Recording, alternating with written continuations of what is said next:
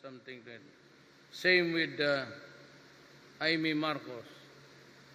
I think you know better than I do.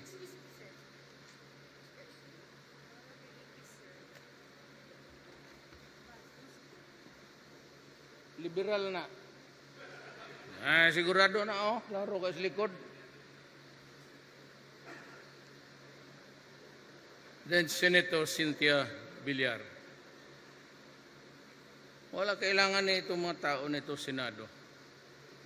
He have about 12. I do not think that, on the low averages, I do not think that this 12 will make it. But kung ito lang man ipalit ninyo, you better think, please, think hard and sleep on it tonight. It's just around the corner.